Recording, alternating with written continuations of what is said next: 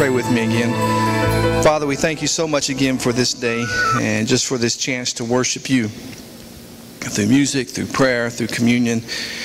And now, Lord, we want to worship you by giving a praise report of all that you've done through our church and through us as individuals, through World Gospel Outreach and our ministry in Tegucigalpa, Honduras. And so we give you praise in advance for that.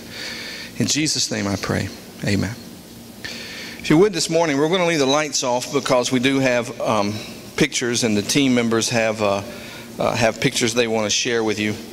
But, you know, we do this every year, and it's always kind of interesting to try to figure out a new way to do it so that, you know, hopefully no one gets bored with us sharing every year what we've done. But these were our t-shirts this year, and Eric always designs our t-shirts for us. And so this is what the back of the t-shirts look. But this was our 8th trip as a church to Honduras. And we intentionally, as a church, started, when we went to Honduras the first time, said we want to go back to the same place. We don't usually go to the same churches, but we use an organization down there called World Gospel Outreach. Because, you know, our church is relationship-centered. We're not program-centered, we're not finance-centered, but we're about relationships and building relationships. And so it just seemed to fit that we're going to go back to the same organization and build a relationship with the organization, and then build a relationship with the churches in Tegucigalpa through the organization World Gospel Outreach. And I think we've done a really good job of building relationships. I now have the honor and the privilege of going down a total of 3 times a year, twice a year, to do some pastoral training. So I've been in most of the churches that WGO ministers to, and then got to know kind of the ins and outs of the organization. Our church now has been down there 8 times. I think that we're probably the organization's favorite team that comes down every year. I know we're the translators' favorite team because we give them a lot of stuff, you know, candy and everything. And we've got friends who no longer work for WGO who always still come by and see us. And then there's a possibility, this is a prayer request, but there's a possibility Mike will be going down August the 3rd. So keep this in mind, prayer-wise, to work or to speak at a youth camp for missionary kids throughout Honduras. About 100 kids will be there, and so keep that in mind. There's a possibility he'll be going back down again August 3rd. So our church has deep roots now. There's a church called Passion of Souls that we support on a monthly basis, and then there's a guy who used to be a translator who's a member of Passion of Souls who's doing full-time prison ministry by the name of Cesar, who will probably start trying to help out the best that we can when we can down there. So we've got deep roots in Honduras, and I tell the people in Honduras, a lot of the things we do here in the States when it comes to some of our ministry is based on the things that we've learned and see going on in Honduras, trying to adapt that to our own cultures. So we've got tons of stuff going on, and I'm always excited about the trips that we take. So anyway, so in case you're new or you haven't been here when we've done this, very quickly I want to just kind of go over what we do down there with some pictures, and then each of the team members who are here have been allowed to come up and speak for a minute, with the exception of Macy. Macy's going to preach when we're she's been extremely nervous, but anyway, so she's going to be the key team member. So anyway, and I've got an order of you, so I'll just call you up, and hopefully I got your pictures in the order that you want to show them, all right? But anyway, so what we do, this is a typical day when we get to a church. Basically, we do 4 days of ministry. Monday and Tuesday, we go into one church and set up a medical clinic, and then, of course, evangelism is a component of that. Wednesday's a rest day, and then Thursday and Friday, we go into another church in another community in Tegucigalpa. Tegucigalpa got about 2 million people in it, and there's very wealthy people and then extremely poor people. The average Honduran lives on $2 a day. It's the second poorest country in the Western Hemisphere. Haiti's the first, and then Honduras. But when we get to the church, we usually see a line, something like this, of people waiting. Now, some of these people get in line at 4 a.m. In order to get into the church to receive some type of medical attention. Because what we do and other organizations who do this is better than the hospital, and we were told this year that WGO has a better pharmacy than anyone else in the country. So they'll come in and get, a lot of times sometimes they'll go to another doctor, and then they'll wait for a brigade to come and then tell the doctors and nurses on the brigade what the doctor said was wrong with them, just so they can get the medicine from us, because they have a hard time finding it in the hospitals and stores. So that's just a typical line, and you see a line like that all day of just hundreds of people wanting to get in to receive some type of attention. So when they get in, they have to decide if they want to see medical, optical, or dental. Sometimes we have a chiropractor, but this time we didn't, so they have to decide, am I going to see a doctor, which includes a nurse, a doctor, nurse, or get my eyes checked, or dental work. And if you want to see somebody else, you got to go back outside and get in line and come in again from that. And so you have to make a choice. And so they could see a medical person like Kelly or Zach if he's messing around. But anyway, so they could go to see a medical person, and there's usually a Honduran doctor, and then however many nurses that we have with us. We had 2 nurses and then the Honduran doctor, so there were 3 medical stations that they could, where people could see. So they can go to medical, or they can go to the dental. There's Catherine. She's cleaning a bunch of teeth that week, and they have other dentists who can pull teeth, and they pull lots of teeth. Kat's pulled a few teeth, but they pull lots of teeth during this time, so they can see either a doctor or go and receive some type of dental help, or go see the eye doctor. That's a guy named Matt. He and his wife, he and his mom live in Colorado, but for 2 years in a row now they've come with us, or at least his mom has. His mom is a medical doctor, so she was with us. And so you get your eyes checked, and then you can get, and that's pretty cool to see them when they get glasses. Some of them haven't been able to see very well, and when they get glasses, it's really just remarkable to see them do that. All right, so it's almost like giving sight to the blind. So you can do that, and then you go and you see a pharmacist, and Fred loves working in the pharmacy. But anyway, you go and you get your medicines, and they do have a pharmacist there to make sure that we don't mess it up. We don't want to kill anybody, but we fill the medicines, and then pharmacist checks it to make sure that we got everything correctly. And just tons of medicines that we take down there with us every year when we go. And then, of course, there's children's ministry, and this is just kind of a typical children's ministry where they tell them a story, the salvation story, using the colored bracelets that our teens usually make before we go down there. And so these are children who are not going to the doctor or the dentist. Some of the children have to stand in line to go to a doctor or dentist, and then maybe later on they'll come to the children's ministry. But the children's ministry where they hear a story, and then they get their hair washed. And that's always a lot of fun, to wash their hair, treat them for lice if they have it, and then just wash their hair and paint their fingernails, which I'm not very good at, but paint their fingernails and just love on them, just that attention, that they just love that attention. So that's always a fun ministry to get involved in the children's aspect of the ministry. And then we pour concrete floors. Now that is a house. Somebody lives there. Several people live there in that particular house, and you can see it's just a shack, and you can see through it.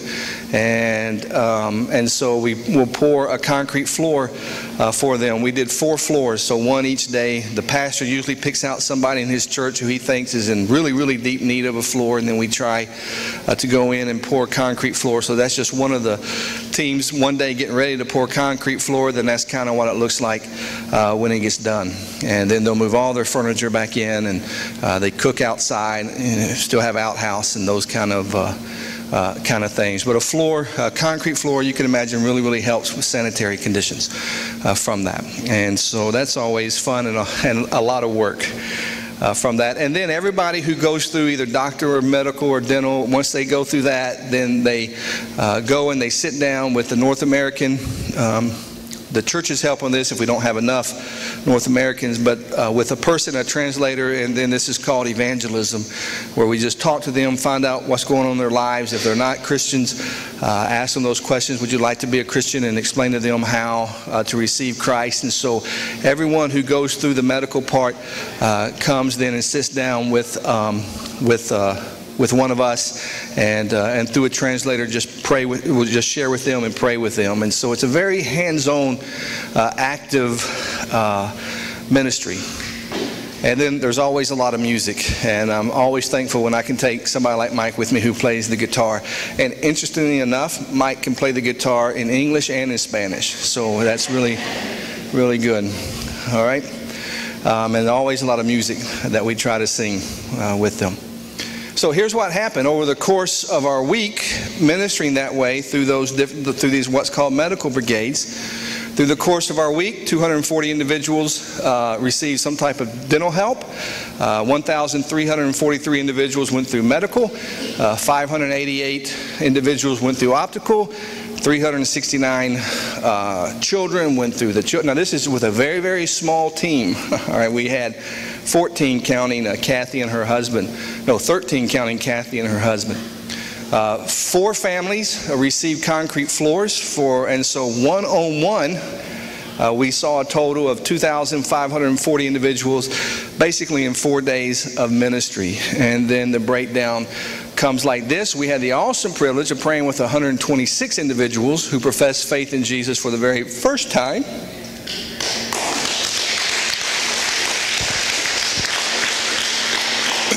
And then 97 individuals who recommitted their lives to Christ. And the beauty of what WGO does is they work through the churches. And so all those names and everything are collected, and then the churches, with all their help, they follow through and make sure that their people receive the discipleship that they receive. Of course, you can't make them, but there is a follow-up program. And one church that we were at, we were there for church on Sunday and then did the ministry Thursday and Friday. It's the 4th summer in a row that a team, not our team, but the 4th summer in a row that a team has gone to that particular church, which means that that particular church does a really, really good job of follow-up, or else WGO would not continue to keep going to that church. So that church does a great job apparently of following up and trying to get these people plugged into a church and into a discipleship program. So it's not just they say a prayer and then they're forgotten about, but there's an intentional follow-up that's done through that. So it's an exhausting week because that's 25 individuals one-on-one that are seen and ministered to. So it's a good type of tired. It's always funny when you get back and people say, "How was your vacation?" Well, it really wasn't a vacation. It was a lot of work, but it was a rewarding type of work. All right, so the team is going to come up. They've all been given like a minute, except for Macy, and share a little bit, and they got some pictures. So I'll give you the first 3 in this order. It's Eric, Kelly, and then Catherine, and then after that I'll tell who are the next 3. So Eric, if you want to come up. And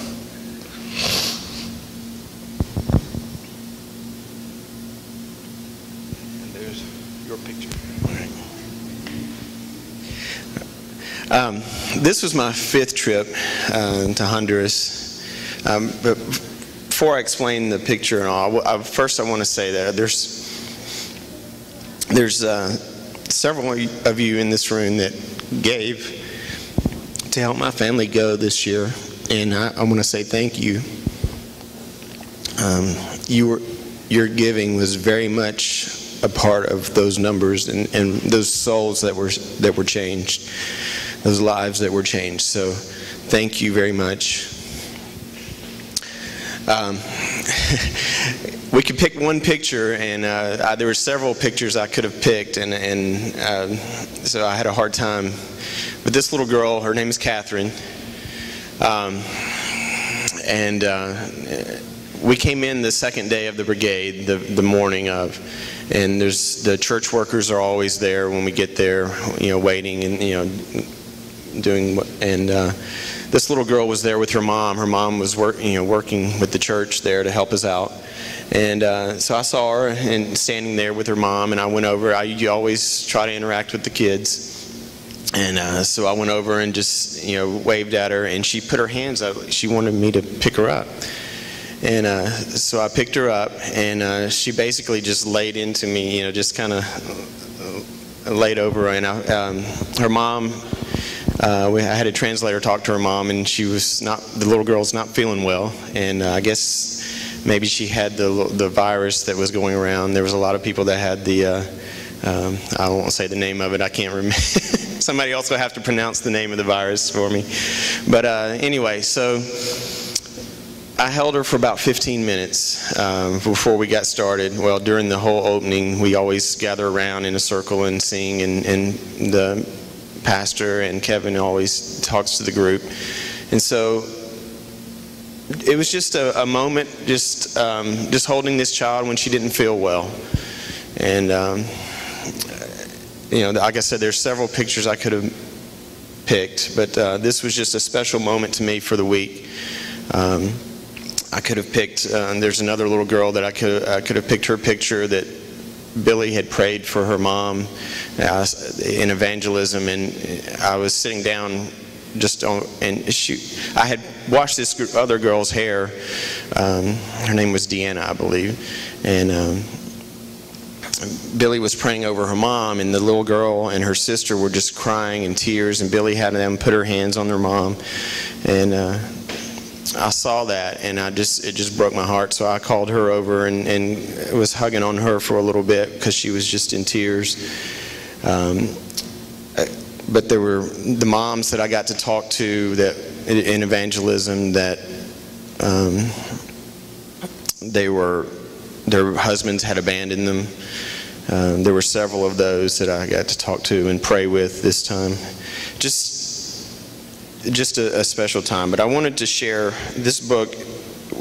We all read this before we left. Kevin had given us this to read. It's just kind of a motivation and get our minds ready. But it's about a church in Texas that Keith Stewart, that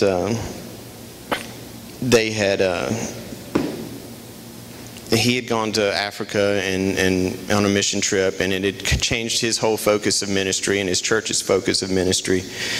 And just so many quotes in here, but I just wanted to read this one. And he was talking about love, being the driving of mission. But he says that if it's God's work done God's way, it will always be mutually transformational. You and I are always as changed by the experience as those we help.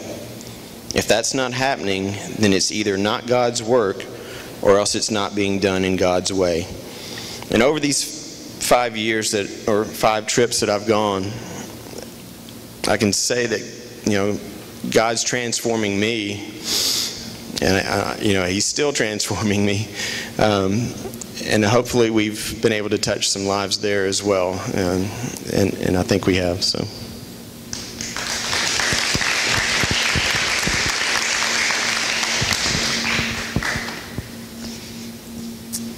This is my seventh trip to Honduras, and I love being able to go over there and help the Hondurans. And most of the time I'm in medical, but there are times when I'm able to do some of the other areas. But this gentleman right here is named Jose, and he surprised me because whenever the Hondurans sit down in the medical area, I always look to my translator and ask them, initially my only truly Spanish word I know is hola, and so I will say that.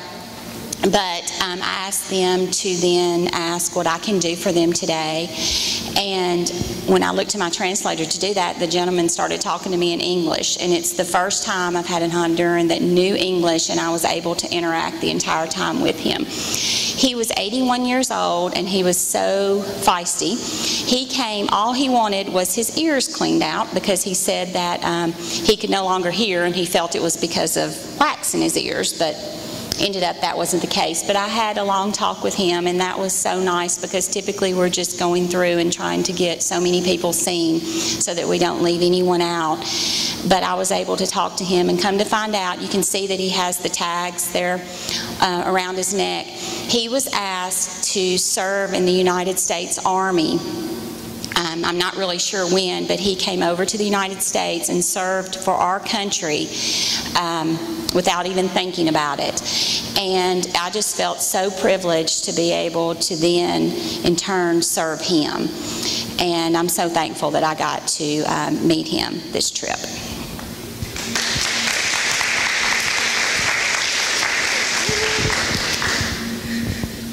Okay, this was my 5th trip, and last summer, as you guys knew, I was interning, so I was there a lot longer than just a week. So I was excited to go back. So this is my little pick stitch that I have. This little girl, her name's Alyssa. On the left, that was her when she was about 8 months old, and then the right one was, I think she's 5 now. But when I met Alyssa when she was a baby was my very first time going to Honduras. And it was when we go to the Valley of the Angels, which is our little shopping trip we do on Wednesdays. And so I remember walking by a little store and I saw this baby, and when I see Honduran babies I just freak out anyways. And so I saw her sitting on the floor and she was playing with some blankets and just pulling everything down from the shelf. So I ran in there and sat on the floor with her and played for her for like an hour. And then, kiddingly, I told the mom, I want to take her home with me, like, you know, because she's just precious. And the mom was like, will you really take her home to the U.S.? And I was like, oh, wait, no, I can't do that. But the mom wanted me to take Alyssa to the U.S. to have a better life, is what she kept telling me. So I was like, okay, well, so I just, immediately felt bad because I was playing with her and I was like, she's so cute, like I would love to take her home with me. And her mom was like, yes, please take her, like to have a better life. And so I was like, okay, well, I'm gonna leave now as I'm crying. And so every year when I go back, I've looked for her and looked for that store and see if she's still there, and I didn't see her. And then I saw her this past week, and I was like, that has to be her, that has to be Alyssa. And so I looked at Carlos, who was our translator, like our leader that day, and I was like, I really think this is the little girl on my phone. And he was like, well, let's see. And so he went to the mom, and it was her, and she just like ran up and gave me a huge hug. And so it made me feel a lot, calm that she's still there with her mom, and she's doing very well. So that was probably the highlight of my trip. I mean, there was plenty of other stories that I have, but that one struck my heart. But it was a great week. I loved going to Honduras. I love helping. Mostly I'm in dentistry just because that's what I do for a living. But it's so much fun, and it went way too fast. So definitely didn't want to leave like usual. But yeah.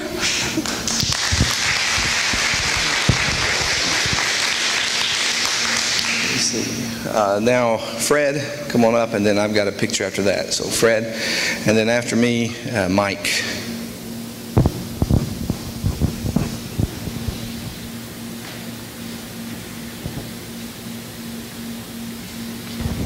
Well, this was my 8th year, and I really did not expect anything to happen this year. I just thought I'd go and work and be with Macy, and that would be it. And I really thought that this year would be my last year because I was just kind of getting tired of it. But God was there. God was great.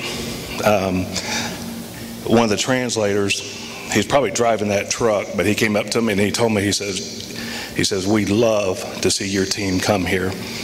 He says, you are one of the only teams who actually share with us. And when he talks about sharing, he's talking about little pieces of chocolate.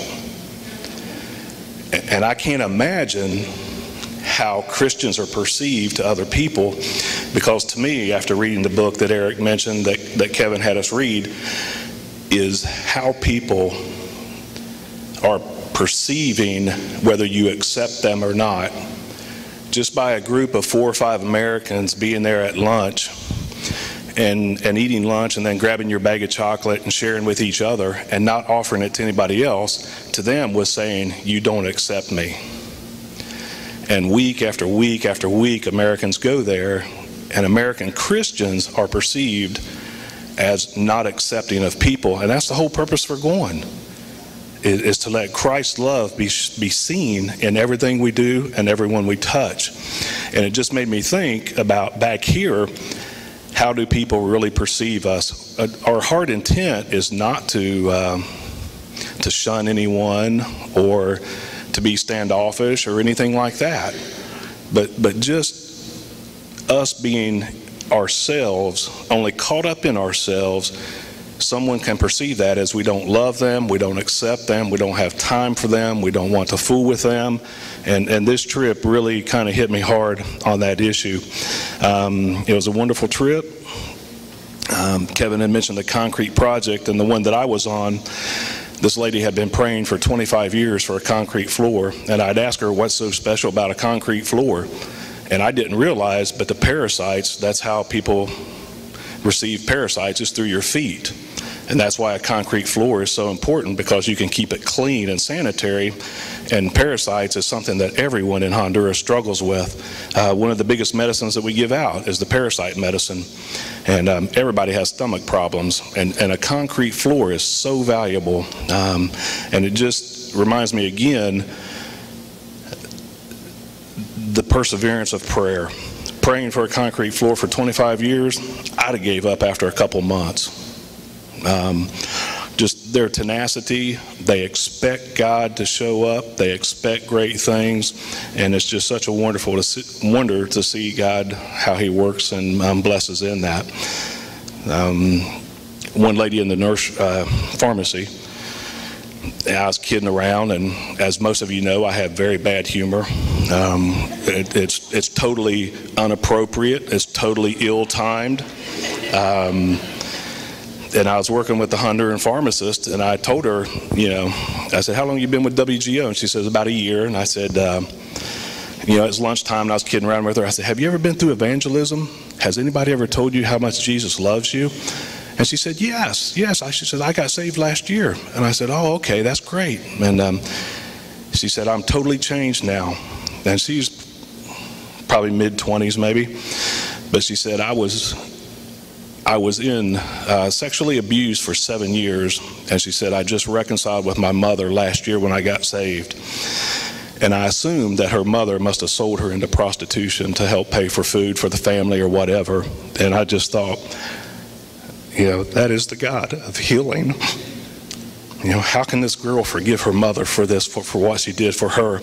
And how could this girl forgive anybody else? But man, she was full of love.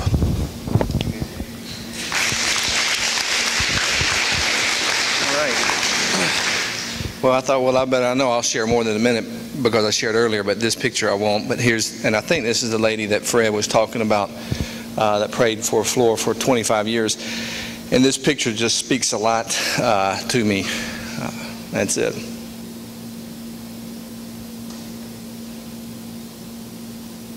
That's her house, barefoot, dirt floor. And a Christian, she went to the church that we were ministering at, and for 25 years just living in that kind of conditions and with her feet. Mike? This was my second year. Sometimes you do certain things, and this the first year that you do something, it's all new and it's great and it's wonderful, and then you can sometimes you do that same thing again the next year, and you never can quite reproduce that feeling. So it's not new anymore, and it's not fresh and exciting. So you might say, well, the second year was okay, but it wasn't as good as the first year. That's not true with these trips. You hear everybody saying, hey, I went back and this is my 8th time or whatever. So this is my 2nd time, and it was just as good as last year. This is Wilfredo. And the very first church I was playing the song, we circle up and we sing "This Is the Day." And so I saw him looking at me, and he was just smiling, grinning from ear to ear. And in the back of my mind, I thought, man, I bet he plays the guitar. Well, sure enough, after we're over, he comes up and he's just spouting everything that I just can't understand. It's like, hey, no entiendo, I don't understand, So we grabbed somebody. He does play the guitar, and he said, hey, I think Kevin even worked it out with him. He's like, hey, tomorrow bring your guitar back and we'll play. So the second day, he brought his guitar, and he was playing. You would think that he is on the Grand Ole Opry. He was smiling ear to ear, and we're just having fun. We're in the corner, right here, we're in the corner. He started playing me songs, grinning ear to ear, and these were like Hispanic songs, because he did a couple and was just like top of his lungs, and everybody's doing stuff, and he's just like screaming, just playing and having a good time. And then all of a sudden he goes, I want to play you a worship song, and it's still just screaming, hollering and stuff. And so the joy that he has, it reminded me, like, if you ever see two guys standing around playing the guitar, they're not like, they don't have that kind of joy. They're not that exciting. They're thinking about something else. In America, we're busy, we're distracted. And here's a life lesson that I could learn and take away.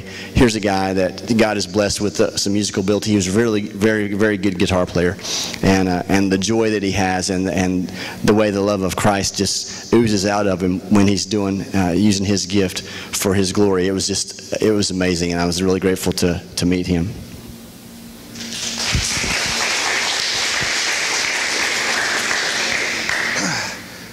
there's Zach. He sent me a text message this morning. July 4th weekend is, I guess, the busiest weekend at a grocery store. So he says, hi this morning from Kroger Meat Department. So, but anyway, that's him doing a concrete.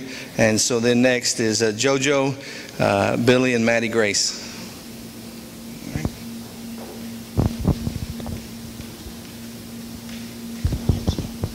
Well, this is my third year of going to Honduras, and every year it's just so humbling to see everyone and how excited they get just to see us Americans and what we bring them. But this is me doing optical, and it's just the littlest things by us giving them a little pair of glasses that they can finally be able to read something. And actually I had the privilege of this. She was 80 years old, and she had been waiting for a pair of glasses her whole life. But when she was younger, she actually had a pair of glasses, but she didn't feel pretty enough to wear them because she just felt like they made her ugly. And so she threw them away thinking, oh, it's no big deal. And so she went her whole life without a pair of glasses because she just didn't feel good about herself. Well, she put those glasses on that we gave her, and her face just lit up. And she's like, I've never felt so beautiful in my life. And that's just so amazing that I was able to be a part of that. And just hearing everyone's stories that they tell you, it just makes you feel like your problems are nothing compared to theirs. So I'm just grateful I got to go again this year.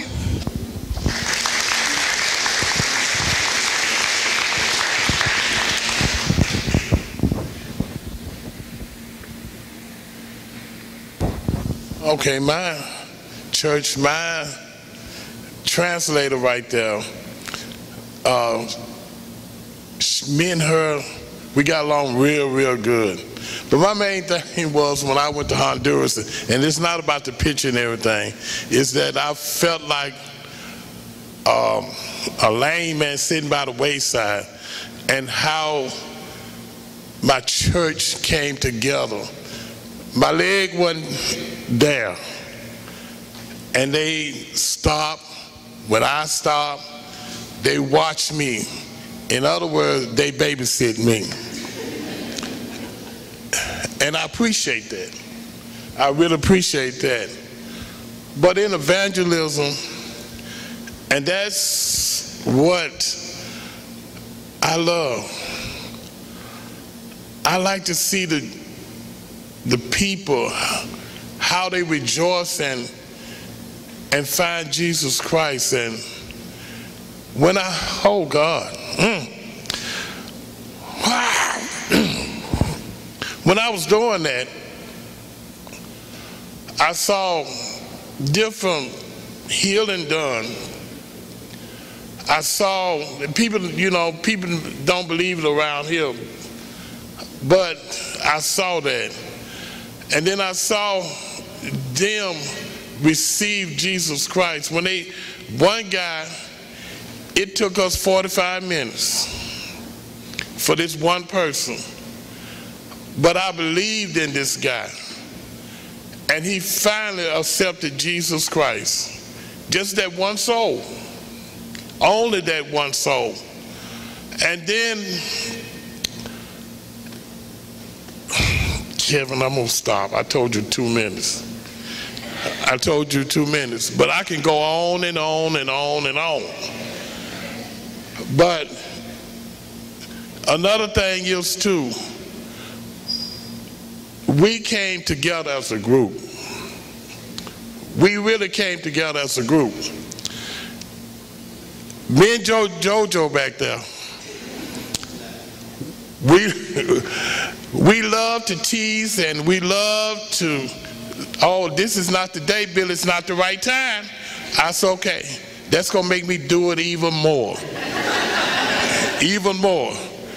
But that's my heart back there. Catherine, Macy, Maddie Grace. I love you guys. And I had a great time. I really had a great day. Zach, all the guys. Amen. Hang on, Billy. I've been going, of course, I started going to Honduras with the church in Arkansas, and usually we try to switch up and let everybody do everything. But Billy's been now twice, and the only thing he does and the only thing he wants to do is evangelism. So he's got a heart for that, and thank you so much. All right, Maddie Grace.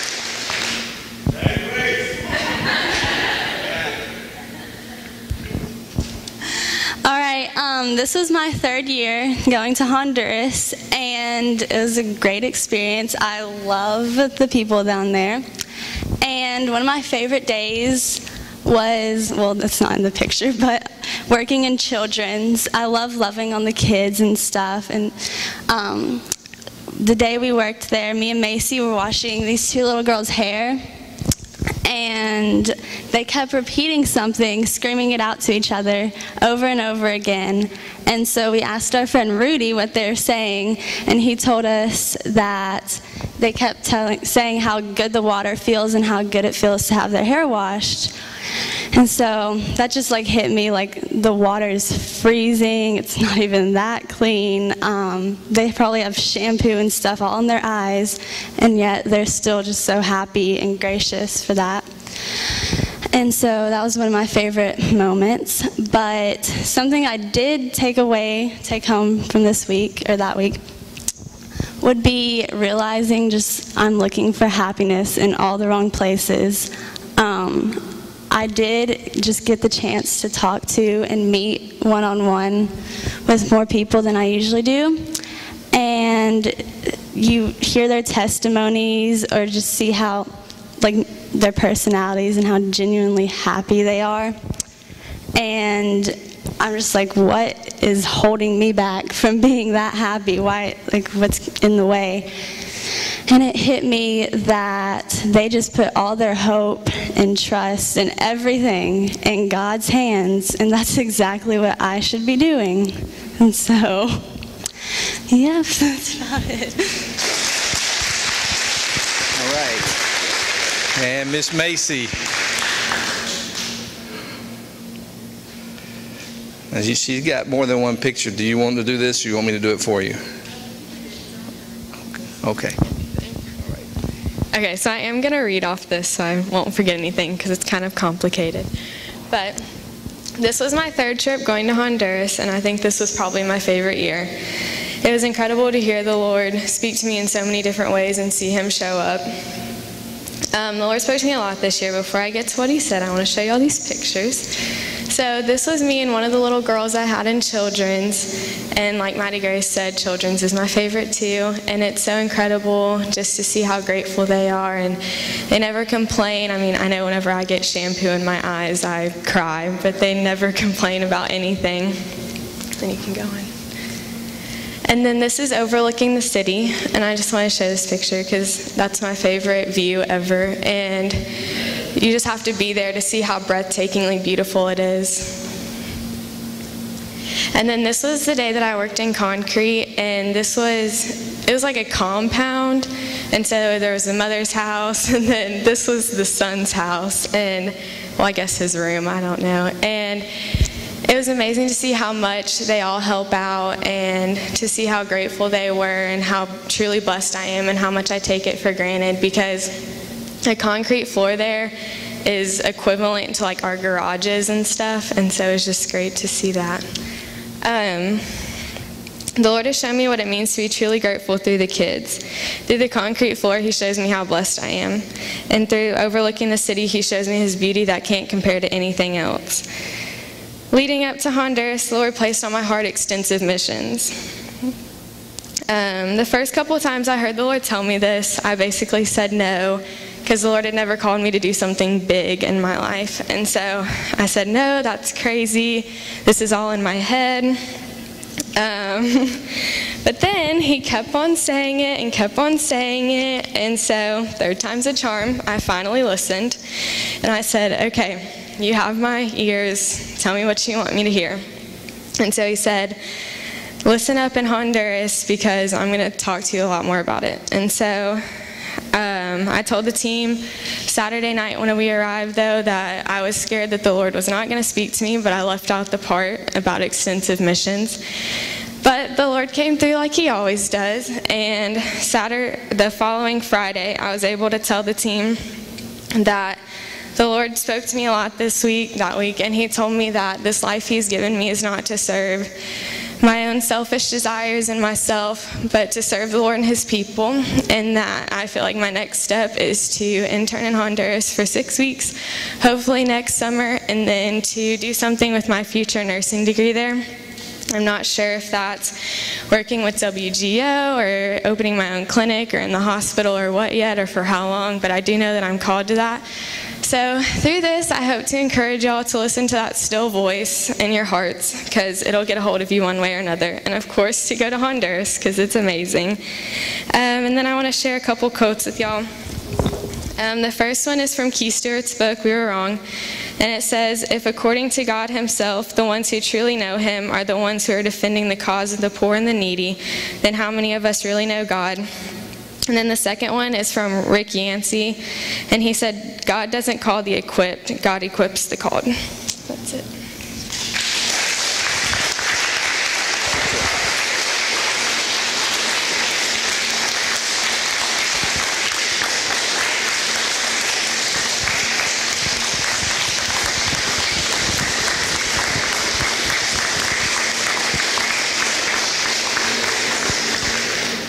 And as always, there's a video